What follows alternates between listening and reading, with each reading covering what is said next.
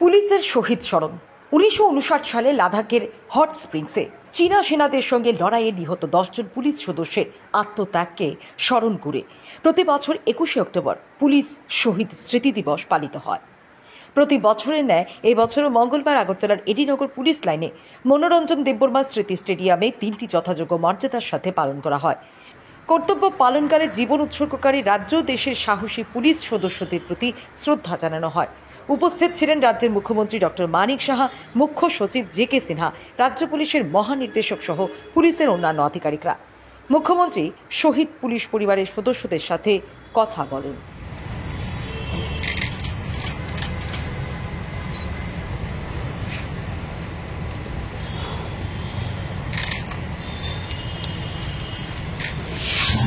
শুভ সকাল সবাইকে, নমস্কার। আজকে আমরা সবাই জানি যে 21 অক্টোবর প্রতি বছর আমরা পুলিশ কমেমোরেশন ডে হিসাবে আমরা এখানে সমবেত হই। সারা ভারতবর্ষে এই পুলিশ কমেমোরেশন ডে পালন করা হয় এবং এটাকে পুলিশ শহীদ দিবস হিসেবে আমরা পালন করি। আমাদের আজকের দিনে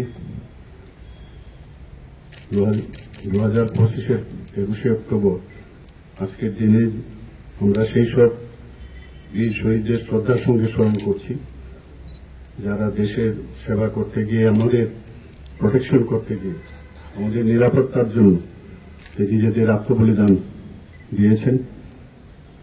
ভারতবর্ষের যারা আধা সামরিক বাহিনী, পুলিশ বাহিনী এবং দেশের সীমান্তে কর্তব্যরত যারা পুলিশ ডিপার্টমেন্টের অধীনে আসে, সেই সব জওয়ানরা যেভাবে কর্তব্য পালন করেছেন, আগামী দিনেও তারা, আমি আশা করি এবং আমরা জানি যে তাদের যে দক্ষতা ও পারদর্শিতা, সেইভাবে তারা তাদের দায়িত্ব পালন করে। এবং আমাদের তো যারা নিরাপত্তা দান করেনি, তাছাড়া আমাদের সার্বভৌমত্ব অখণ্ডতাকেও কিন্তু ওনারা রক্ষা করেন।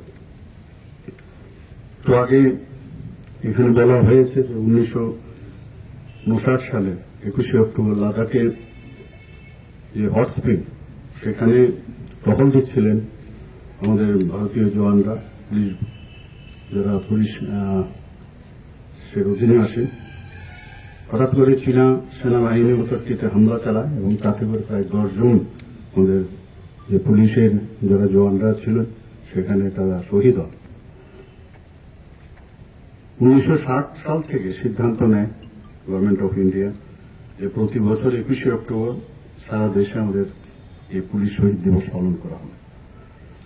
1961 সাল থেকে 21শে অক্টোবর দিনটি দেশব্যাপী পুলিশ শহীদ দিবস পালন করছেন এবং আমরাও ত্রিপুরাতেও কিন্তু সেই শহীদ দিবস পালন করছি। গত 1 সেপ্টেম্বর 2024 থেকে 31শে আগস্ট 2025 পর্যন্ত সারা দেশে পুলিশ ও নিরাপত্তা বাহিনী যারা আছেন, প্রায় 191 যারা ডিউটিতে ছিলেন, পুলিশ ও জওয়ান শহীদ হয়েছেন।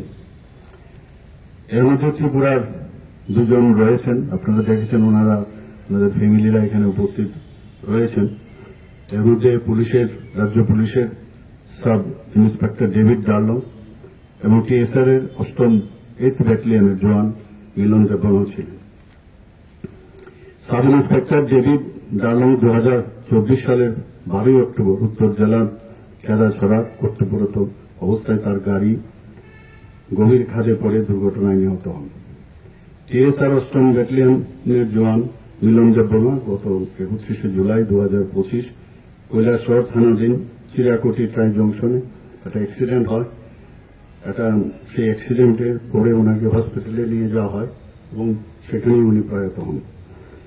শহীদ ডেভিড ডার্লং এবং মিলন দেববর্মার প্রতি আমি শ্রদ্ধার্ঘ্য নিবেদন করছি। তাদের পরিবার পরিজনদের প্রতি আমার গভীর সমবেদনা জ্ঞাপন করছি। সবাইকে নমস্কার, ধন্যবাদ।